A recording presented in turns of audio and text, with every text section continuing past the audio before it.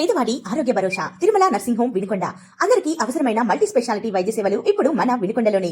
ఇప్పుడే సంప్రదించండి. ఆరోగ్యశ్రీ ఈహెచ్ఎస్ సౌకర్యాలు అందుబాటులో కలవు. మీ ఆరోగ్యం మా బాధ్యత. Tirumala nursing home Vinukonda. అందరికీ నమస్కారం. నిన్న మన రాష్ట్రంలో వైసీపీ వాళ్ళు చేసినటువంటి ధర్నాని ఈ సందర్భంగా ప్రజలందరూ కూడా గమనించాలని కోరుతున్నా. ఎంత అర్ధరహితమైంది. మన విద్యాశాఖ మంత్రి నారా లోకేష్ గారిని రాజీనామా చేయమని ఒక డిమాండ్తో వారు ఈ కార్యక్రమం చేపట్టడం జరిగింది. కేంద్ర ప్రభుత్వం నిర్వహించేటటువంటి నీట్ ఎగ్జామ్కి మన రాష్ట్ర ఐటీ విద్యాశాఖ మంత్రి నారా లోకేష్ గారికి సంబంధం ఏంది? కనీసం ఇంగిత జ్ఞానం లేకుండా లోకేష్ గారిని రాజీనామా చేయటం అనేది ఎంత దుర్మార్గం. ఎందుకంటే ఇప్పుడు లోకేష్ గారు విద్యాశాఖ మంత్రిగా ఈ రాష్ట్రంలో చేసినటువంటి కార్యక్రమాలు ఒకసారి గమనించాలని ప్రజలను కోరుతా ఉన్నా. ఆయన విద్యాశాఖ మంత్రిగా అయిన తర్వాత వెంటనే గతంలో ఎన్నడూ లేని విధంగా గత 5 ఏళ్లలో ఒక్క డిఎస్సి లేకపోతే ఈ రోజున డిఎస్సి ద్వారా 16,000 మంది ఉపాధ్యాయ ఉద్యోగాల్ని నియామకం చేసి ఈ రాష్ట్రంలో ఉన్నటువంటి అన్ని స్కూళ్ళకు కూడా మరి ఉపాధ్యాయుల కొరతను తీర్చినటువంటి మాట వాస్తవా కాదా? అదేవిధంగా చూసినట్లయితే గతంలో తల్లికి వందనం ఒకరికి మాత్రం ఇచ్చేవాళ్ళు. ఈరోజు చూసినట్లయితే 3 ఉన్నా 4 ఉన్నా చివరికి 5 బిడ్డలు ఉన్నా కానీ ప్రతి ఒక్కరు కూడా 15,000 రూపాయలు ఇచ్చేటటువంటి మాట వాస్తవా కాదా? మరీ ముఖ్యంగా 10th నుంచి ఇంటర్మీడియట్ వరకు కూడా ఈ తల్లికి వందనం అమలు చేస్తూ అదేవిధంగా మధ్యాహ్న బోధన పథకాన్ని కూడా అమలు చేస్తున్నటువంటి ఏకైక రాష్ట్రం మన ఆంధ్రప్రదేశ్ కాదా? ఇది లోకేష్ గారి ఘనత కాదా అని ఈ సందర్భంగా మనవి చేస్తున్నా. మరి ఈరోజు చూసినట్లయితే ప్రభుత్వ పాఠశాలలో కూడా నో అడ్మిషన్ బోర్డులు కనపడతా ఉన్నాయి.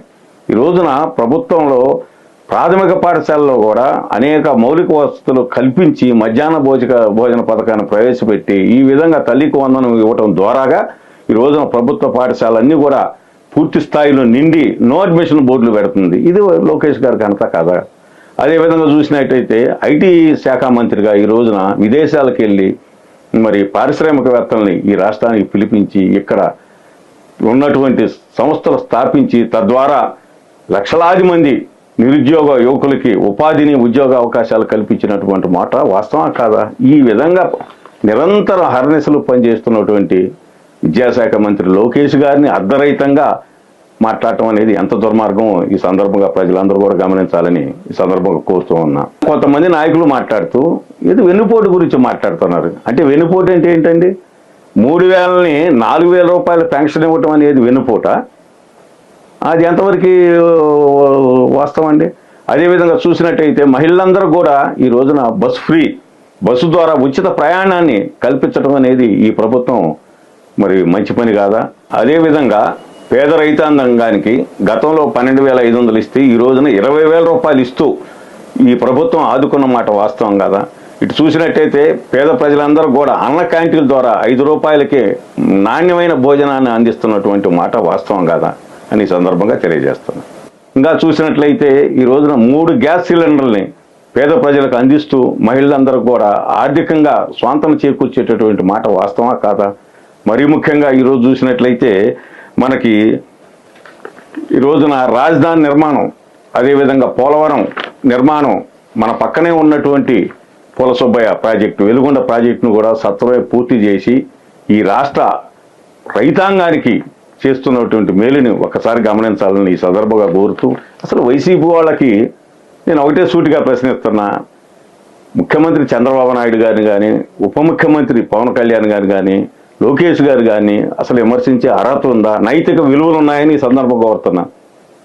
ఈ మధ్యకాలంలో మనం చూస్తా ఉన్నాం ఎంత దుర్మార్గం అండి. మీ పార్టీలో గతంలో స్పీకర్గా పనిచేసినటువంటి తమ్మినేని వారి కుటుంబం చేసినటువంటి ఒక్కసారి చూడండి. వారు ఈ రోజున భూ కబ్జాకు పాల్పడి ఈ రోజున జైలు పాలైనటువంటి వాస్తవాన్ని రాష్ట్ర ప్రజలందరూ కూడా గమనిస్తూ ఉన్నారు. అదేవిధంగా మాజీ మంత్రి జోగి రమేష్ కోడల్ని గృహించబెట్టి ఈ రోజున రాష్ట్ర వ్యాప్తంగా మరి ఆడబిడ్డలకి భద్రత లేనటువంటి వాస్తవం అవునా కాదా?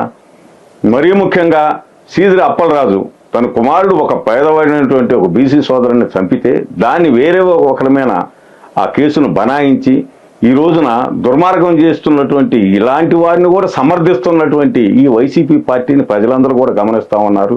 తప్పనిసరిగా రాబో స్థానిక సంస్థల్లో వీరికి ఏ విధంగా బుద్ధి చెప్పాలని కూడా రాష్ట్ర రైతులందరూ, అదేవిధంగా రాష్ట్రంలో ఉన్నటువంటి పేదలు, అదేవిధంగా సంక్షేమ పథకాలను చూస్తున్నటువంటి ప్రజలందరూ కూడా గమనిస్తున్నారని ఈ సందర్భంగా తెలియజేస్తూ, దయచేసి మాట్లాడేటప్పుడు స్పష్టత ఉండాలా, అవాకులు చవాకులు మాట్లాడొద్దని ఈ సందర్భంగా హితవు పలుకుతున్నాను.